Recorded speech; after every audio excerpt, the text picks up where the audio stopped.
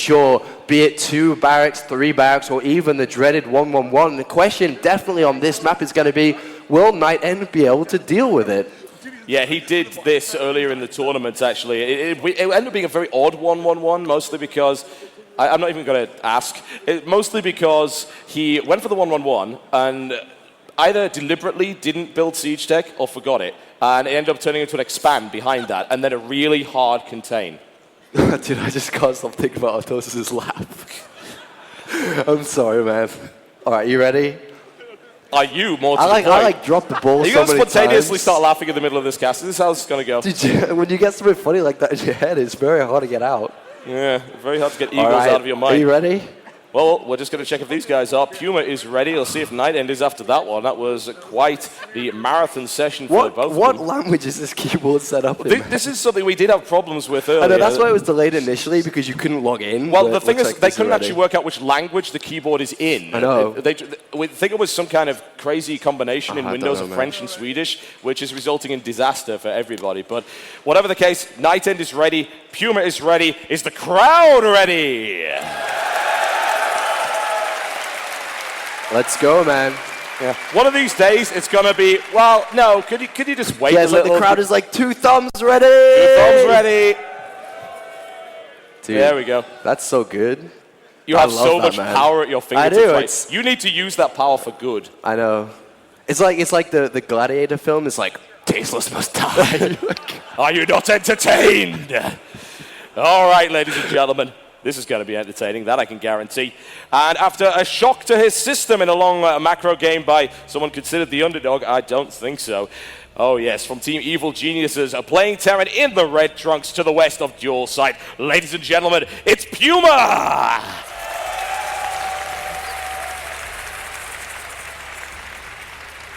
And his opponent, Day9's iPhone. Oh, wait, never mind. His opponent in the blue trunks playing Protoss to the east, of course, for Team Fnatic. And some people thought this is going to be a straight 3-0. NightEnD says, no, I think not. I can just imagine him there contemplating, scheming in his booth. Ladies and gentlemen, let me hear it for NightEnD. If NightEnD was to actually win this series and advance into the grand finals, it would be like the biggest thing he's ever done by far within StarCraft 2 and even in Warcraft 3, because back in the Warcraft 3 days he was always decent, but he wasn't top tier. And if he could advance, man, he would be the happiest Romanian you've ever seen for sure. And I've seen a lot of happy Romanians. Really? Have you actually ever seen a happy Romanian? I actually haven't. NightEnd's like plays Protoss, he's like Terran Imba. He like not happy, man. I don't know. There's been a lot of debate as to balance the current state of the metagame during this tournament. There's been a lot of people saying, can we please stop saying that Terran is Imba now, because we've seen so many go out, and Protoss dominance actually going through this as well. And Zerg performing extremely well too. That actually sounds like balance to me, but there you go. And we do have the refinery down, so we aren't going to be seeing any fast command center builds, of course. And this is where I think that we are going to be seeing that 1-1-1 or aggression start to develop. Just by the barracks placement, it doesn't really look like we're going to see an early tech lab come down, of course, because the supply depot's here. Meanwhile, we are going to see this wall himself in. And this is where it becomes so difficult as a Protoss player. Like, what do you do? How do you scout? You don't know if it's Cloak Banshee, if it's going to be a Hellion drop, because when you play 1-1-1, if you do play it, there's a lot of different ways to get to the final product. Yeah. And like, you can harass with Medivac and Hellion, or Hellion run-bys, or you can go Banshee or Cloak Banshee, fast siege tech. So there goes the factory down, and shortly we are going to be seeing that second refinery come down. Yeah, it's a nasty build, and if you've got a Protoss player that's particularly suspicious and really wants to scout, then he ends up being forced in kind of to one or two things. He's either got to get himself the robotics in order to get an observer out, or he's got to go, of course, for hallucination if he doesn't plan on going down that. But the problem is you've got to prepare for this, and you have to have the right number of units in order to fend it off, which is what makes this really difficult. And I think that NightEnD knows PuMa does this. Like, everybody knows PuMa likes 1-1-1, so I just expect him to go ahead and expand and then just be like adding on a bunch of gateways. It's the best way to deal with it, to just have sheer quantity, force fills to cut it down in pieces, And on this map especially, as long as you don't just sit on your natural and let it come to you, you can actually be aggressive, you know, hold the Xel'Naga towers because he's not going to be there for a while. And then there's these narrow choke points where you can actually force field and cut the armies up a little bit, separate the Marines or the SCVs that, you know, walk too fast forward.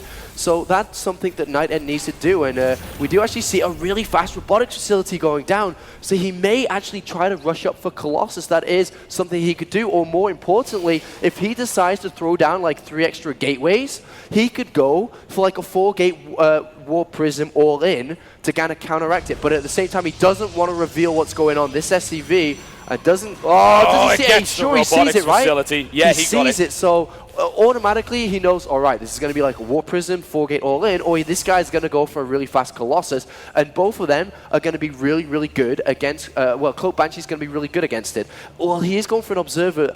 Usually, you don't necessarily have to go for an Observer, but it's going to help out, especially, I mean, these Cloak Banshees, if he goes for Cloak Banshees, which we're seeing, NightEnD has to build 2 Observers, which is 75 gas, which is obviously not units that he can put towards this. And actually, hold that thought, because a robotics facility has come down, and he's actually going to be going for 1 base Colossus to fight this. 1 base Colossus. That's a gutsy play right there. Now, we did see earlier in the tournament that NightEnD is not afraid of building an absurd number of observers. I've never actually seen 5 observers in a pro game, but it did happen the last time we saw NightEnD play. And he just doesn't really care. Obviously, a lot of Protoss players don't like to build that many because, as you said, it is a gas investment. It's also building time that could be used, building Immortals. And, of course, later on, you have to be using that robot to build Colossus, which are a very, very long and difficult unit to get a hold of. The problem with going fast Colossus is that, you know, if we start having siege tanks brought into the mix, or the Cloak Banshees start to target down the Colossus in the fight, it gets difficult, and there is that Observer picked off. There is a second one though, so he should be able to defend against the Banshee rather well. What I'm liking here, actually, coming from PuMa, having scouted the Robo, he's going to add a Raven into the mix as well, which will allow him to snipe off the Observer very quickly. Yeah. It will also, of course, give him the point defense drone, and if need be, a clutch auto turret. PDD particularly good if NightEnD decides to go heavily into Stalkers for very obvious reasons. And here comes the Banshee, and it's going to go in and start picking off that Sentry. So important to keep these alive. Down it goes. And where is that Observer? It's at the back of the base, and this Banshee... He's going to get out in time, though. Yeah, he's got to be a bit careful about that. PuMa's control of the Banshees is, of course, exceptional. We saw him do massive amounts of damage in I don't think he saw the robotics bay, though. Oh, yeah, he did see the robotics bay. So he knows exactly what he's going up against. So he knows the position of units. He has to be so careful with Marines, because in the end of the fight, the Colossus needs to be targeting down the Marines if they're at the front, and, of course, the SCVs if they do end up coming here as well. Yeah, 1-1-1's always been quite micro-intensive, and in this setup, it's going to be extremely... This is going to be a very, very close fight, one way or the other. And as a result, he's going to repair his Banshee back up to full. Every little HP counts. I mean, if you go like this, he's gone for a second Colossus instead of the Thermal Lance. And personally, from my experience, whenever I try it, if I don't have Thermal Lance, it feels that the Colossus just dies so fast because the siege tanks will be in multiple numbers, 3, 4 potentially by the time it comes, maybe even more. And they're going to be literally one-shotting the Colossus if you don't have Thermal Lance. If NightEnD wants to actually have Thermal Lance in this, he needs to start thinking about doing that. But I think he's literally just going to go for 2. Actually builds an Immortal, actually, surprisingly. Doesn't go for that 3rd Colossus. But this is, I mean, I'm learning here, man, because when I have trouble against it, I've never done this before. This is a really interesting composition. I'm liking it. The addition of the Immortal is nice, but once again, this is going to come purely down to NightEnd's control. I have to wonder if the decision to go down that route is because we've seen his control be so good in past games. The problem... oh, sorry, go ahead. I was just going to say he's confident with it. Yeah, I mean, the problem, which I also run into in this scenario is that because you're spending so much gas in the Colossus, you don't have the sentries or the sentry count. He's already lost 1, remember. He only has 2 force fields available as this is going to come to actually cut the army up. Because if you can cut it and then use the Colossus to your effect, then it's going to be good. But all 3 Banshees is more than 3 Stalkers and DPS. Yes, it certainly is. 1 taken down already, and the second eliminated. He's going to have to back off here. Now, PuMa's army is not actually in place, and loses 1 right there, and he's going to be a little bit careful about this. That wasn't exactly the most effective harassment. But he is wearing down the army, which is, at the end of the day, that's what it's going to come down to. Only losing a single Banshee, but losing 4 Stalkers there, maybe. So he's got to be careful not to lose any more. Of course, realizes there's still no expansion. So I don't know, is PuMa just going to be like, I don't know if I should try to go for this, or is he just going to turn around and try to expand here? Either way, I think that he's just going to try and go for it. and everything is coming out. He's waiting for this last tank and last Banshee before he decides to go in. And I mean, when he goes in, he has to start building bunkers, that's for sure. Try to bunny hop the tanks towards the natural, start building bunkers to try and keep these Marines alive. And that scan does reveal this coming and does not go down there. No, that would be a terrible and idea. Here come the SCVs. So do I do like this pylon on the left-hand side too. If he can squeeze out like 2 zealots, if he's feeling comfortable enough. Oh, that is messy. The pylon's not going to save you from siege tank fire, unfortunately. And NightEnD taking a units just going down, and there's actually like so much little anti-air. There's literally like 2 stalkers. So these called Banshees there's 3 now. There's a 4th one there, 5th one on the way. We do have a lot of the stalkers together now, but in this scenario, it's like the mobility of the Banshees is he can go to the main base and kill probes, but he can also just jump to the natural and get ready to fight.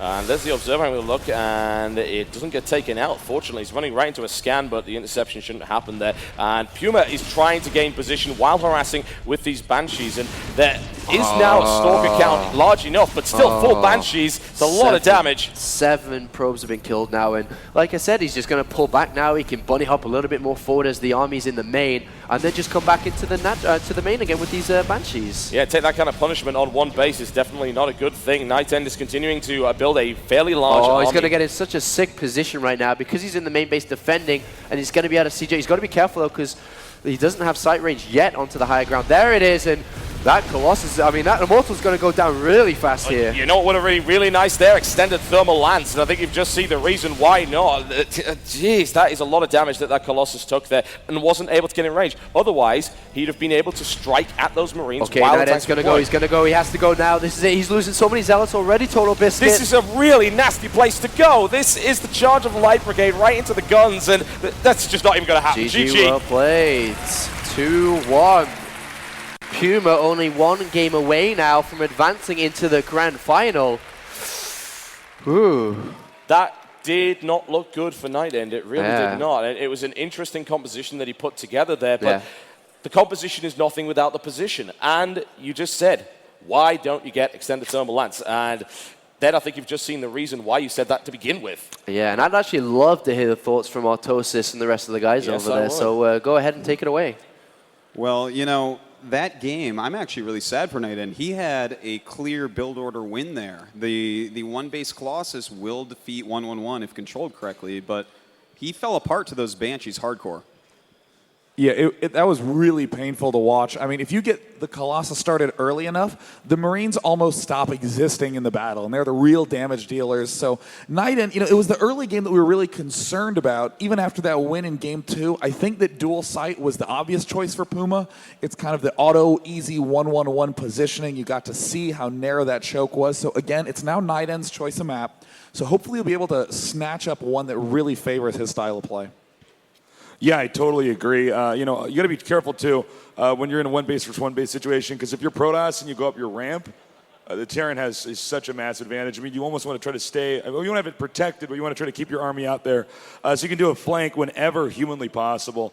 And I think, of course, the Banshee is doing so much damage back there. I think there's out of all the units in the game that can just tip the favor from one way to the other. It's the Banshee. So that sums it up for me. How about you, Mr. Bitter? Oh, no. Yeah, I think you're exactly right, Nick. The Banshees just did too much damage there.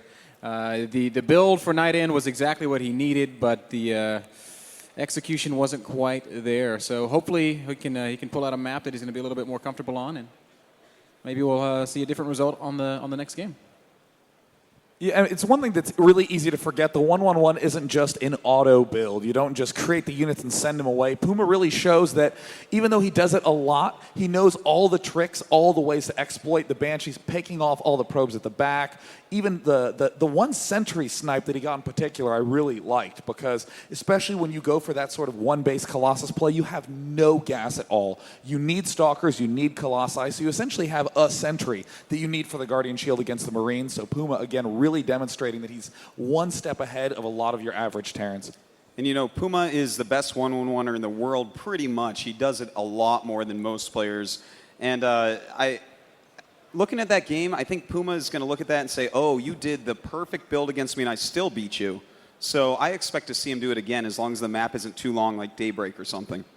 Well, it looks like you guys are ready over there, correct? Yeah, man. All right. No runny noses. You guys are set.